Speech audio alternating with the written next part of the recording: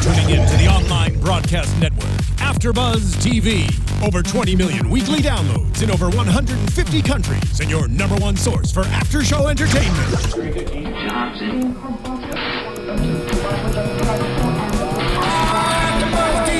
AFTERBUZZ TV, the destination for TV superfans. Producing aftershows for over 300 of your favorite TV shows. Interviewing celebrities and showrunners. And bringing you behind-the-scenes exclusives. All thanks to E! Entertainment's Maria Menounos, producer Kevin Undergaro, and internet leader Akamai.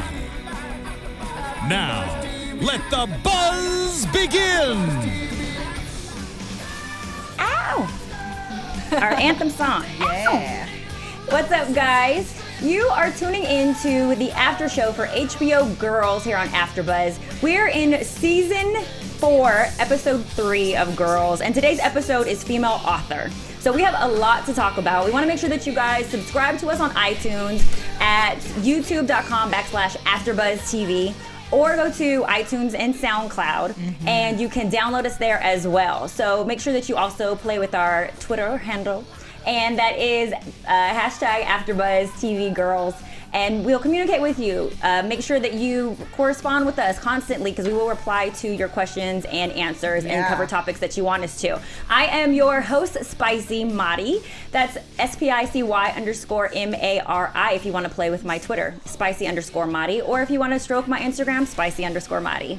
And with me, I have the lovely co-host in the building. Drum roll, please. Hello, everybody. I am Autumn Chiklis. Hey everybody, Yael Tygiel. You can find me on Twitter at Yael Tygiel. That's YAELTYGIEL. Yeah. And if we're doing social media, I am at Autumn Chiklis on Twitter and on Instagram. There you guys go. So please let us know your thoughts on today's episode. We have a lot to share. We're going to jump right into it. Today's episode, female author. What did you guys think? There was a lot of tones and feelings going on that we're going to discuss, underlying themes, in addition to relationships. So it starts off with Hannah and Jessa catching up. This is the first time we've seen them actually FaceTiming. Yeah. And was the conversation kind of just like banter? What did you guys think about it? Go ahead. It's interesting because there was a lot of, not necessarily exposition in this episode, because there wasn't much exposition, but there was a lot of just kind of touching bases and catching up, and that's what not it felt like. A lot of, or at least to me, I didn't feel like there was a lot of movement forward with most of the characters, even with the arrest, which is later. It was resolved fairly quickly. That was everything we were waiting for on this episode. Yeah, exactly. It was the arrest, and then, you know, they were both, but I guess now they owe $3,000, but that's, we will get to that later. The point being, the actual conversation at the beginning, I didn't feel too strongly about. I didn't think, the only information that I actually noted was her saying, Jessa saying that Adam hasn't really been talking about her, and her going, oh, well, you know, I've been thinking about apples. It's with A's. So to me, it was like, all right, the only really substantive piece of information here that I'm gathering is that Adam's, either Jessa is lying or Adam's head is somewhere else. Well, I think that they were trying to let us know that this couple still hasn't communicated. Yeah. I think they were trying to throw in there again that she is still wondering how Adam is doing and make us feel like, Hannah, pick up the freaking phone. What's wrong with you? Well, I agree with both of you. I feel like this episode definitely was a lot of exposition. It was as though if you've never seen, if you like haven't watched since season 1, here's what you need to know. Let me catch you up on everything. This is where everybody stands. And then also, you know, twice they dropped that thing that they haven't communicated. First when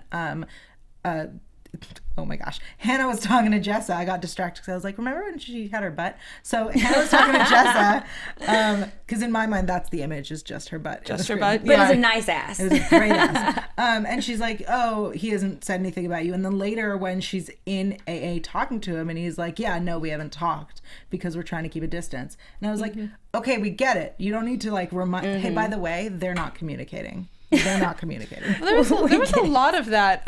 Actually, it was really interesting. A lot of the episode this week, I felt like I said, not exposition in that necessarily, let me tell you exactly everything that's going on, but there were so many kind of like, repetitive things. They were stating the obvious that an unintelligent, maybe not fan of HBO Girls would need. Yeah. But we didn't need that. We're HBO Girl fans. Like we watched this show. So we didn't need that repetitiveness. Yeah. Yeah. I don't know. It was, there was a lot of repetition in points that not just within the episode, but that have already kind of been established last week. Right.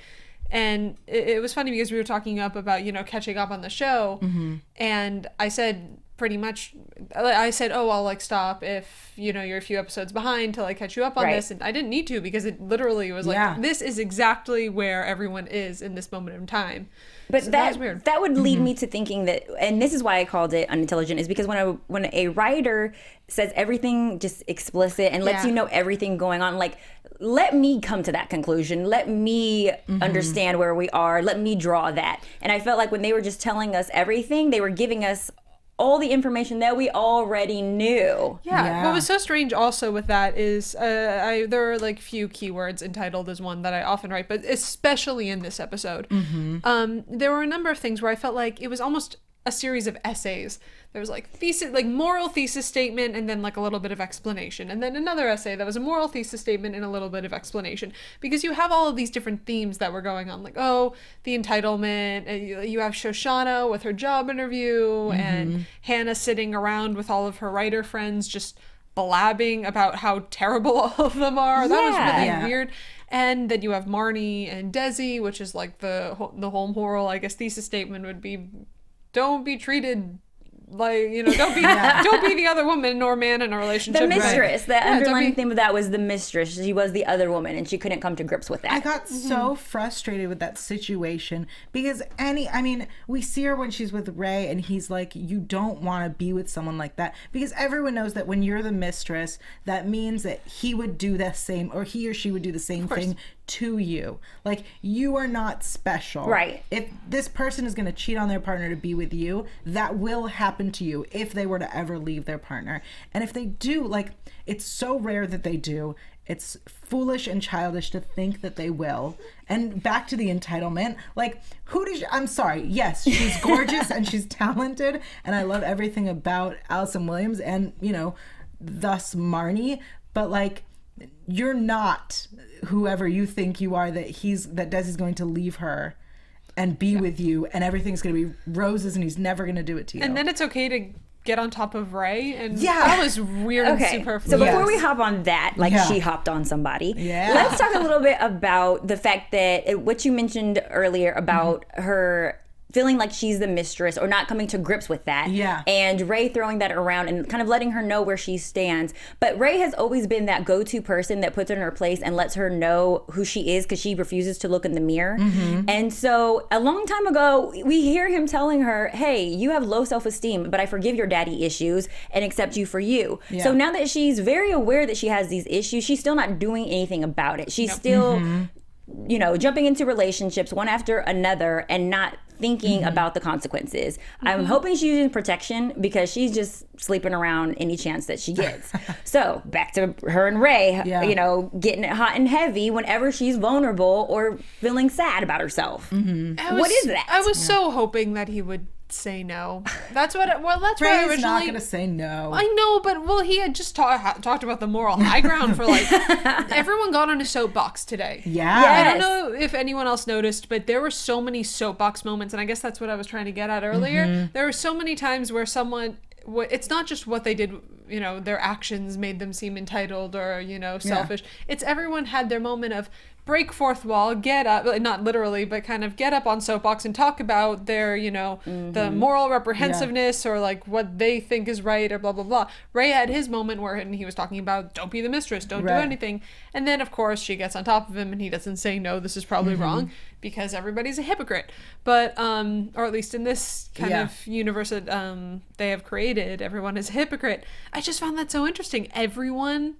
Like, Marnie had her moment where she was ranting to Desi, Adam had his whole kind of thing on pontificating about how Jessa is... Like, this was a lot of soapboxing and pointing fingers at people and talking about why they are so important and right. And we even had that with Shoshana in the interview. Right. That was weird. When she, aces the interview, this woman loves her, wants to give her the job, and she straight up is like, great, I knew I would get through this because I'm going for a bigger, better thing.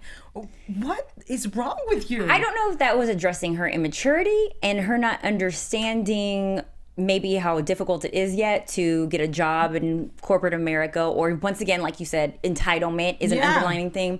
But she was talking to her sister from another mister. I mean, they had this connection. And what you don't do, because although she thought that being honest was the best thing, is you still keep your options open in case those other things don't work out the way that you envisioned or planned. And talk about burning bridges. I mean, if there's one thing that everyone always talks about, and no matter whether you're in corporate America or any field that you go into, it's networking, it's connection building. And even if this is not necessarily the person that you want to be in business with forever, or even just right now, to light a match and just watch it drop onto the bridge that you have just created in that kind of callous way. I don't know, that almost felt, that took me out of it. There's no way, unnecessary. There's no way that anyone would get away with it, because if I were that boss, I wouldn't go, well, thank you for your candor, I guess. I would have been like, oh, that's really cute, get out of my fucking office. And that's what she wanted to say in response. That's really what she wanted to say, but she had to keep her professionalism at the same time, as opposed to lapping her around like she should have been. I mean, if I were that woman, I would have been like, okay, sweetie, like, let me explain to you what you just did. I'm an adult. You clearly don't understand what you did. You just shot yourself in the foot.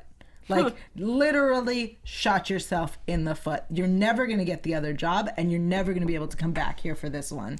That's Speaking of shooting themselves in the foot, do you feel like when they were at a listening demo, what was that called, a listening party? I don't know what they were doing for the record label that they were at, but when Marnie and Desi were together, letting everybody hear their music, that was obviously so that they could try to land a gig and or at least get picked up and put on air. Right.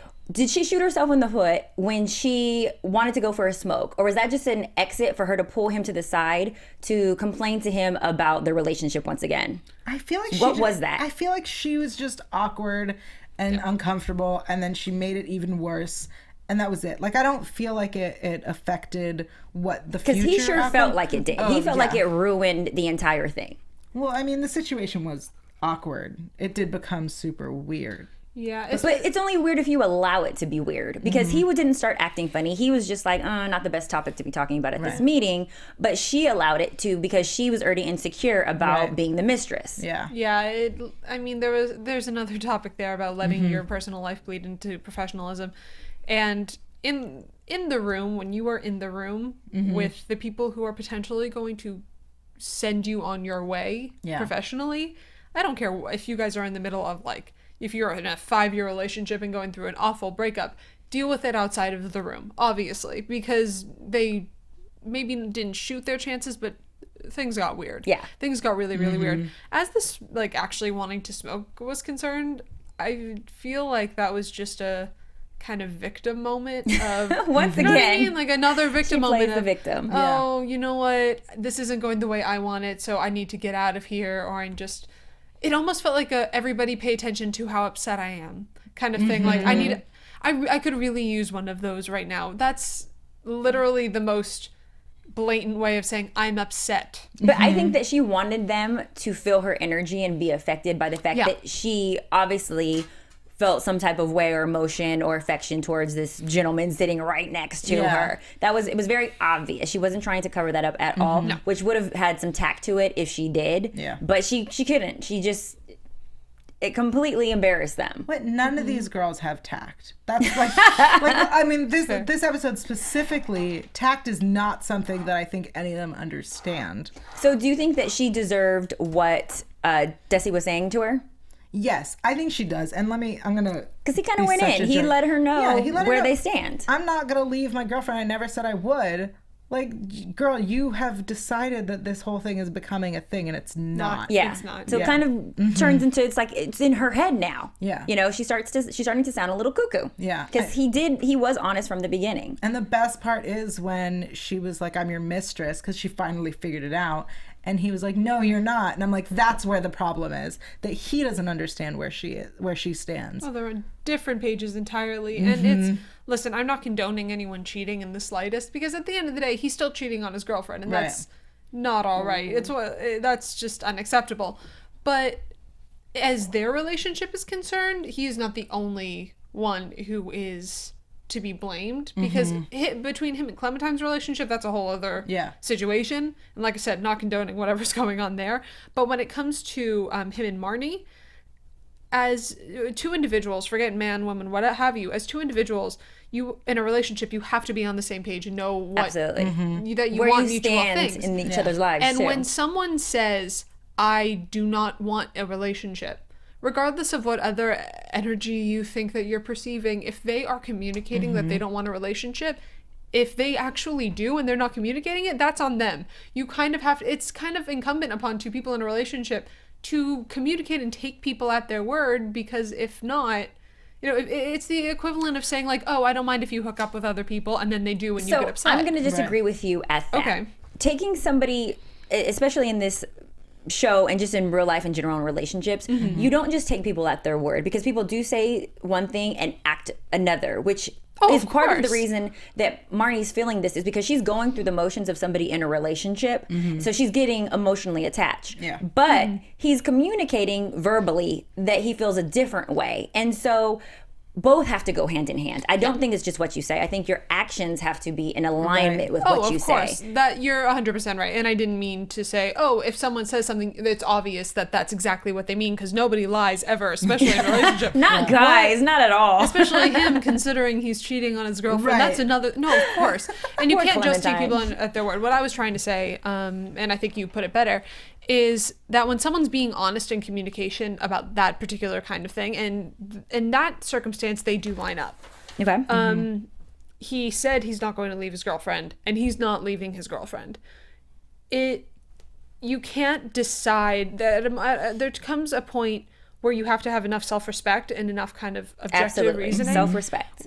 When you go, you know what, even if he's just leading me on at this point, I need to take myself out of this, because it's unhealthy. It's dysfunctional. I can't concoct this whole idea that he's going to leave her when he's telling me he's not going to leave her. I think what's amazing is at the end, the conversation that was being had was, she has basically made it clear that she wants a relationship, because that's all she knows. Right. She knows, I am a girl, I am with a boy, we are boyfriend, girlfriend.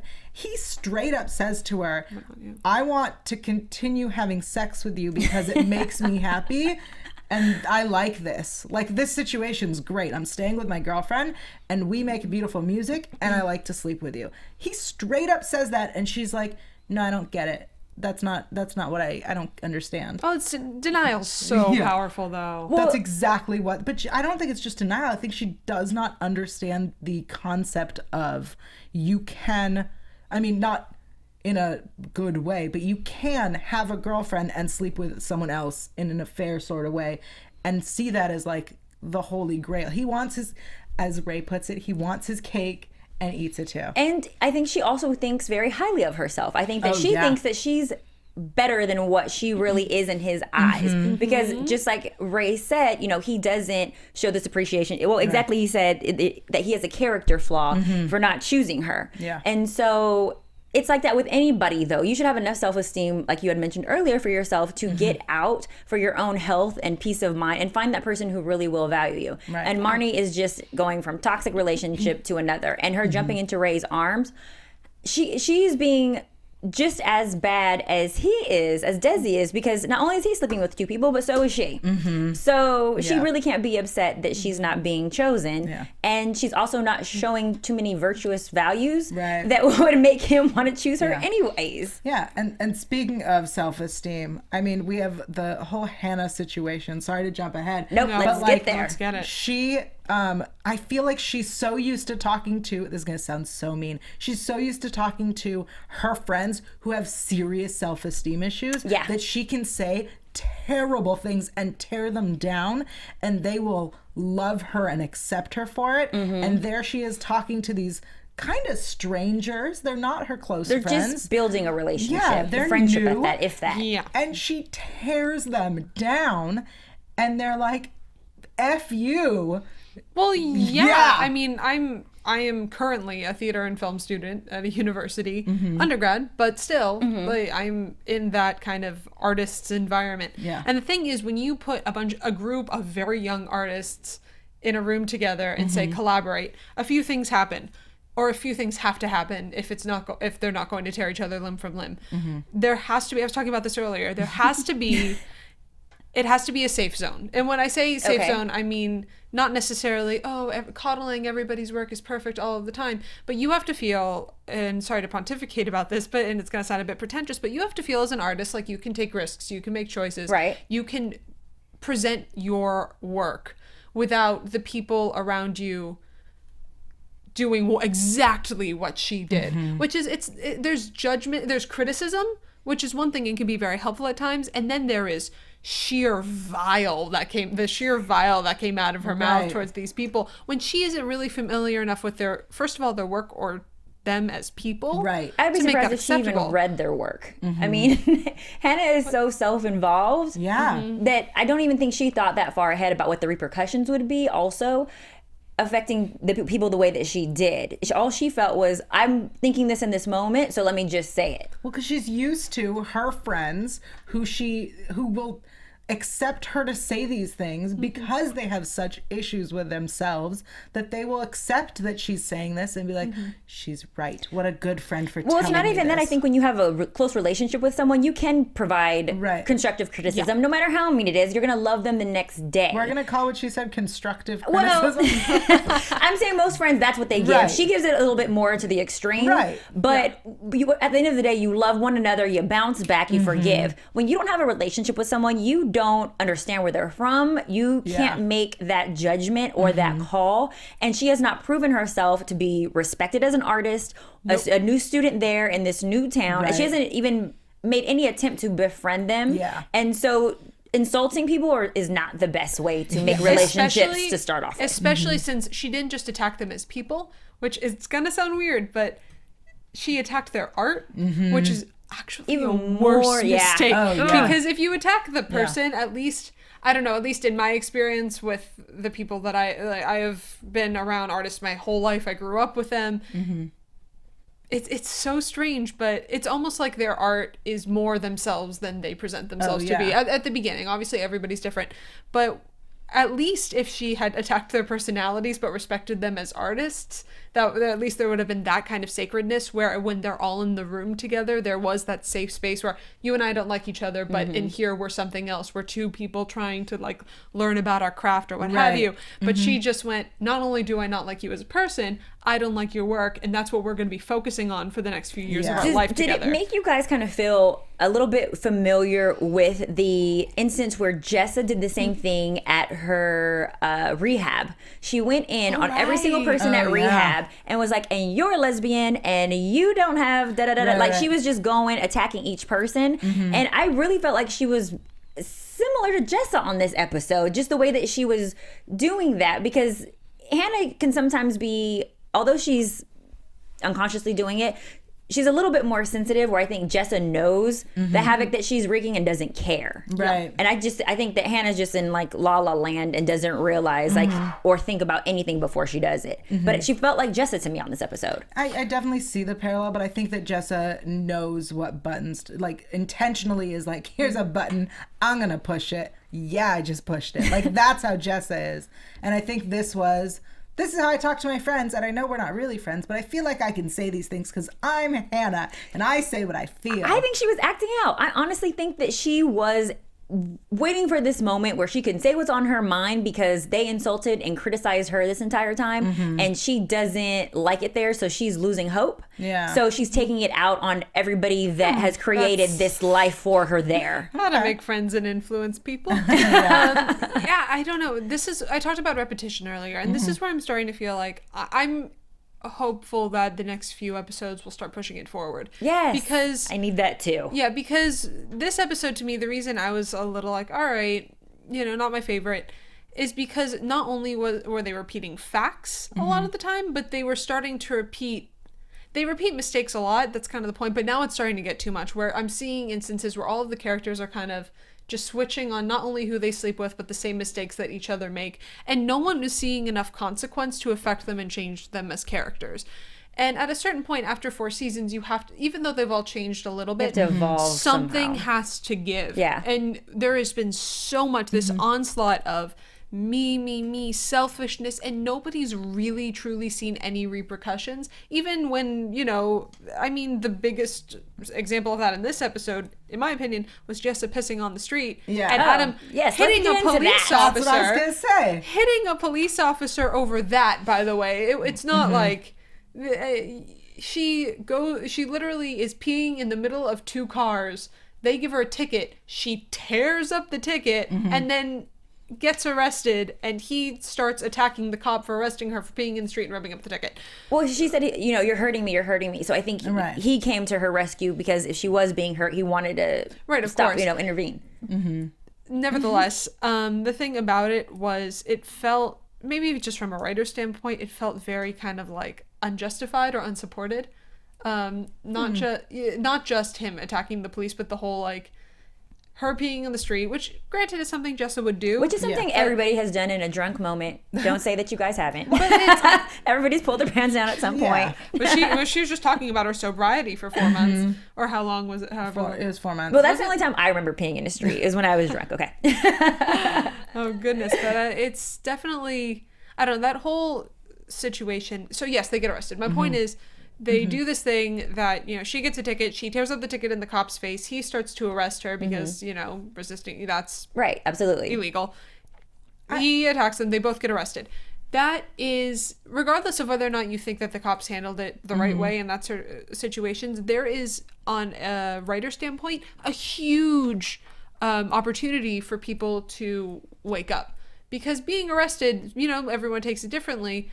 I haven't been, so I can't speak from experience, but you know, some people just go, some people just go, you know, especially in that kind of situation where they don't feel like they've done anything wrong. A lot of people just go, well, I paid bail and now I can get out of it.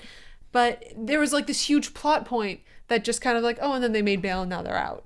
You know what I mean? Well, okay, so I want to say a few things.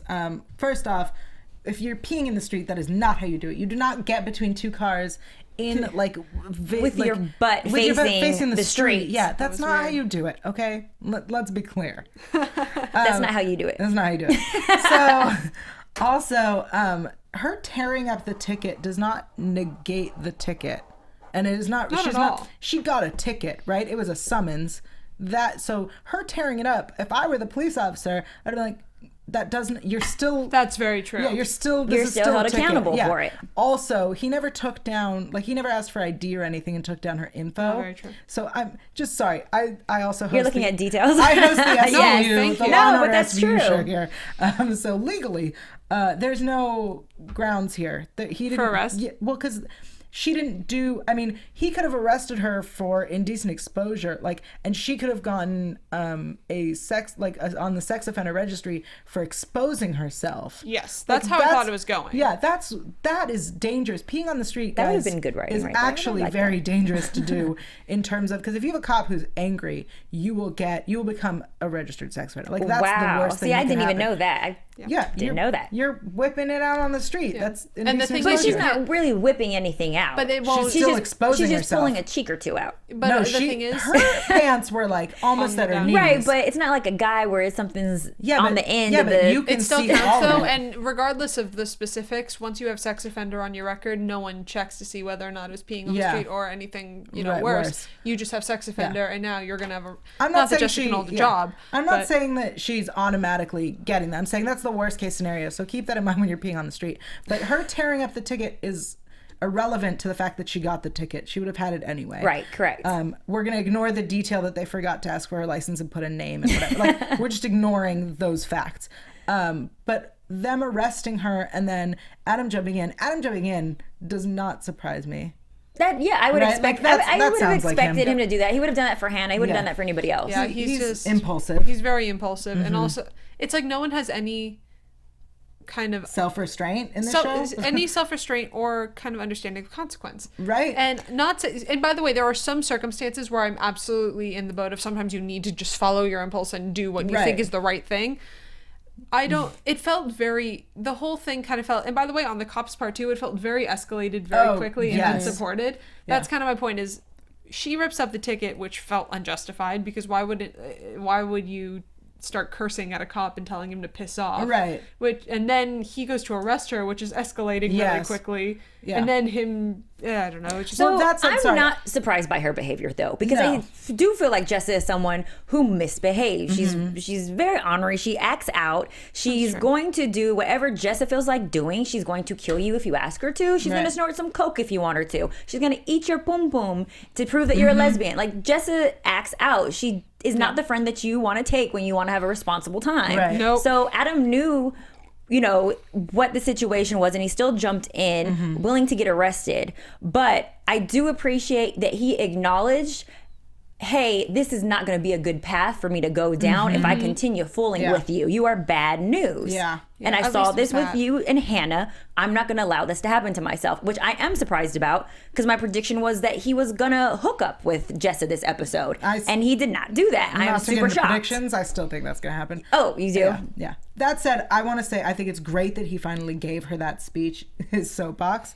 But also, like, I don't think the story's over. The fact that they were bailed, that they got bailed, does not mean their story's over. They might still end up, you know, going back and having to, because she had a summons. Right, she has a summons. She's still going. She's still going back to court. So I really hope that this becomes a bigger issue and that there are consequences, because we don't see those anymore. I'm afraid that they're going to glide over it. That's my fear too.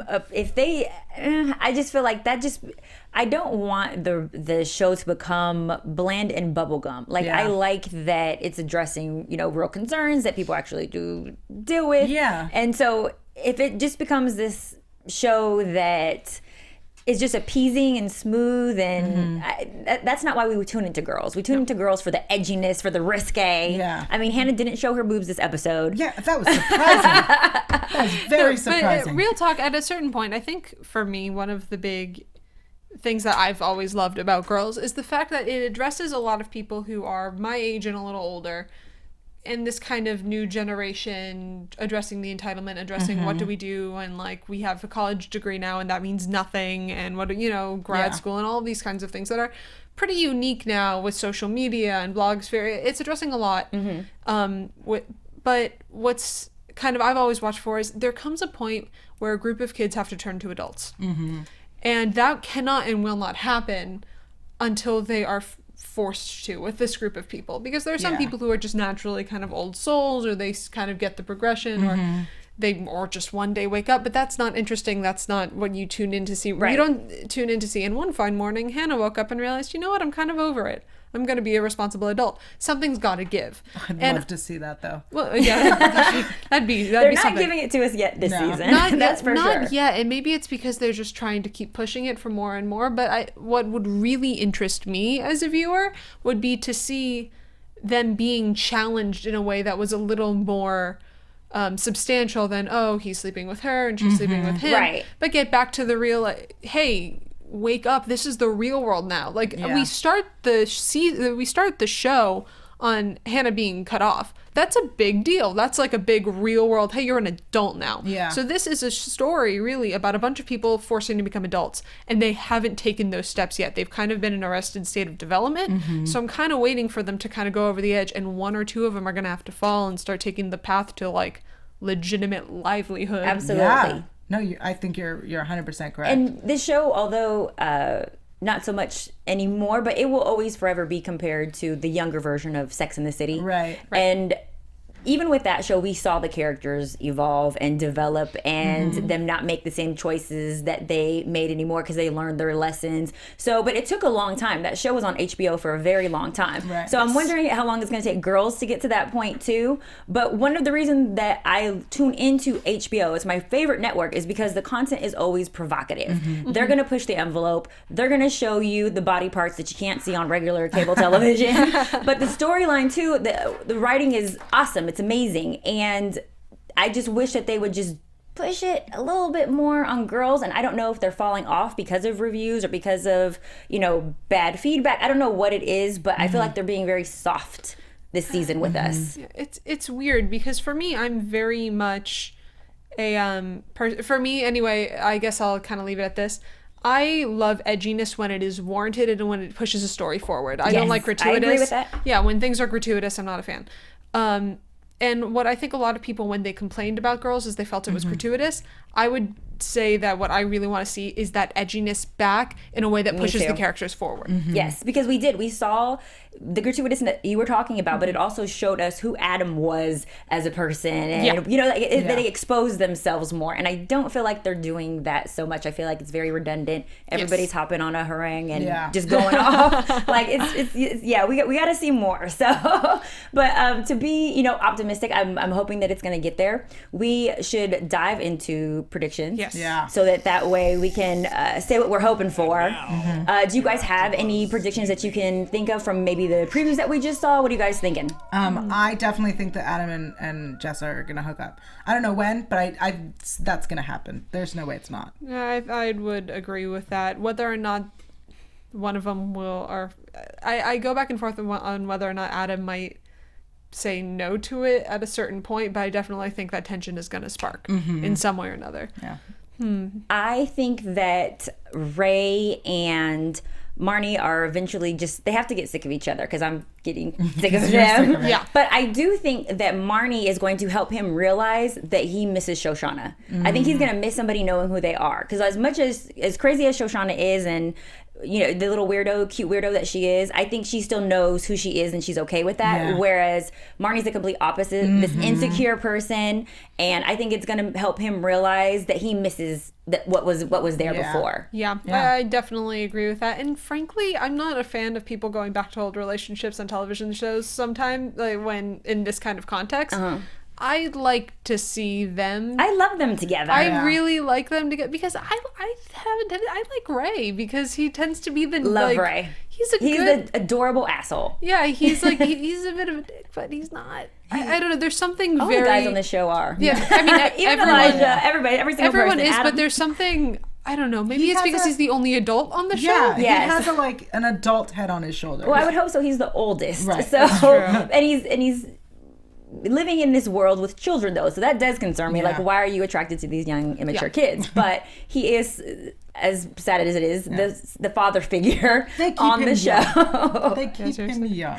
Absolutely. So do we have any news and gossip, any more predictions that you want? I want to shout out someone who is a huge fan, and so I'm going to go into a social media shout out really quick. Go for it. Our Instagram, one of our followers.